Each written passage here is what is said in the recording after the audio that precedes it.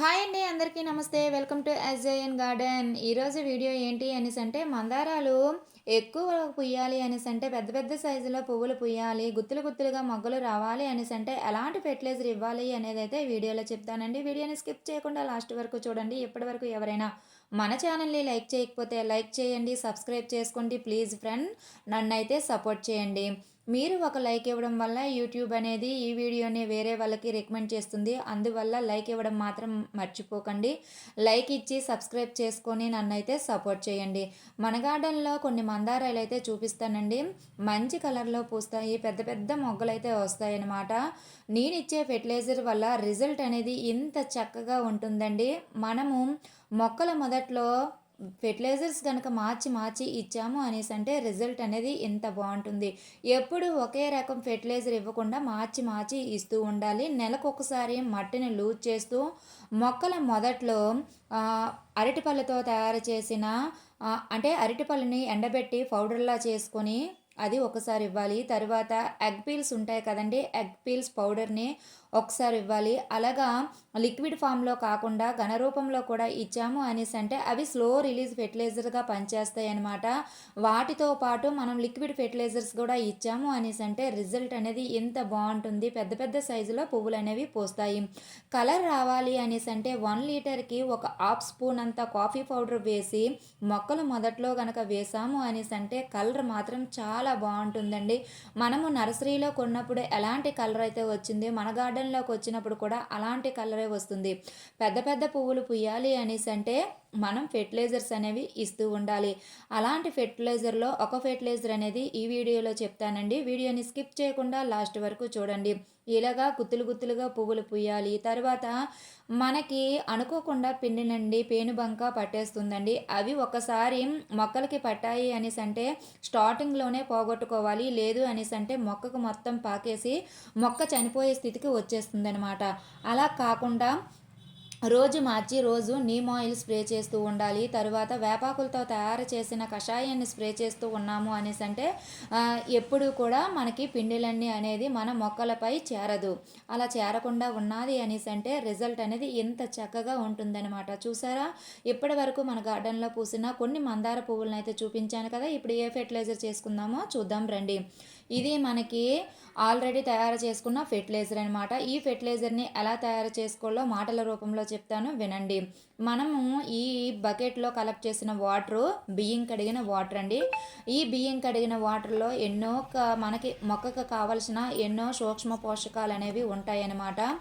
మనము ఇలాగ ఒక 10 లీటర్స్ వరకు కూడా కలెక్ట్ చేసుకున్నాము అనేసి అంటే ఈ 10 లీటర్ వాటర్కి ఇది ఒక గరిటంత ఇస్తే సరిపోతుందండి. పువ్వులు అనేవి గుత్తులు గుత్తులుగా పోస్తాయి. దీన్ని ఎలా తయారు చేసుకోవాలి అనేసి అంటే అరటిపళ్ళు అండి. అరటిపళ్ళు బెల్లం ఉంటే సరిపోతుంది. 1 కేజీ అరటిపళ్ళు తీసుకున్నారు అనేసి అంటే కేజీ బెల్లాన్ని అయితే తీసుకోండి. వాటర్ కలపకుండా చేతితో మెత్తగా మెదిపేయండి. మెదిపేస్తే ఆ వచ్చిన ఏదైతే లిక్విడ్ వస్తుందో దాన్ని ఒక ఖాళీ డబ్బాలో తీసుకొని కప్పుని కొంచెం టైట్గా కాకుండా కొంచెం లూజ్గా పెట్టి నీడ ఉన్న ప్రదేశంలో 3 వారాల పాటు ఫర్మెంటేషన్ చేసాము అనేసి అంటే ఫర్మెంటేషన్ అయిన తర్వాత మనకి ఈ విధంగా తయారవుతుందన్నమాట. తయారైన లిక్విడ్ని మనము 6 నెలల వరకు కూడా స్టోర్ చేసుకోవచ్చు. 2 రోజులకు ఒకసారి మనము ఏ ఫెర్టిలైజర్ తయారు చేసుకోవడానికి వీలు లేకపోయినా సరే ఈ ఒక్క ఫెర్టిలైజర్ కనుక మొక్కల మొదట్లో ఇచ్చామంటే చాలండి, రిజల్ట్ అనేది చాలా బాగుంటుంది. నేనైతే మందారాలు కవనివ్వండి, గులాబీ పువ్వులు కవనివ్వండి, రోజు మార్చి రోజు ఈ ఫెర్టిలైజర్ అయితే ఇస్తానన్నమాట. ఈ బియ్యం కడిగిన వాటర్లో ఒక గరిటంతా లిక్విడ్ అయితే తీసుకుంటున్నాను అనమాట. అరటిపళ్ళు బెల్లంతో తయారు చేసిన ఫెర్టిలైజర్. ఈ ఫెర్టిలైజర్ని ఈ 10 లీటర్ వాటర్కి ఒక గరిటంతా తీసుకుంటున్నాను. మీరు 1 లీటర్కి చిన్న హాఫ్ స్పూన్ అంత తీసుకుంటే సరిపోతుందండి. కొంచెం ఎక్కువైనా పర్వాలేదు, అలా అనేసి కొంచెం తక్కువైనా పర్వాలేదండి.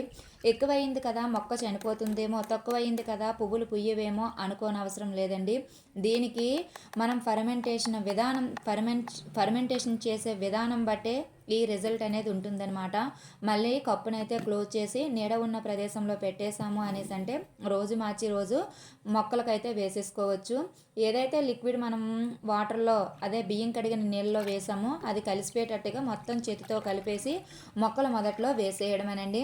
అరటిపళ్ళలో పొటాషియం అనేది ఎక్కువగా ఉంటుంది. ఇది సహజమైన సేంద్రియ ఎరువుగా పనిచేస్తుందనమాట. పొటాషియం ఒకటే ఉంటుందా అనేసి అంటే పొటాషియం ఒకటే కాదండి. పొటాషియం, ఫాస్ఫరస్, కాల్షియం అనేది ఉంటుందనమాట. దీంట్లో పువ్వులు పూయడానికి ఎక్కువగా మనకి పొటాషియం అనేది అవసరం కాబట్టి అరటిపళ్ళతో తయారు చేసిన ఫెర్టిలైజర్స్ రోజు మార్చి రోజు ఏదో విధంగా మన మొక్కలకి అందజేసాము అనేసి అంటే రిజల్ట్ అనేది చాలా బాగుంటుంది. ఇంకొక విషయం ఏమిటి అనేసి అంటే ఇందులో కాల్షియం అనేది ఉంటుంది కాబట్టి మనకి టమాటా మొక్కలకి కిందన టమాటాలకి కిందన నల్లగా మచ్చల్లాగా వచ్చేస్తుంది. మీరు ఎప్పుడైనా గమనించారా?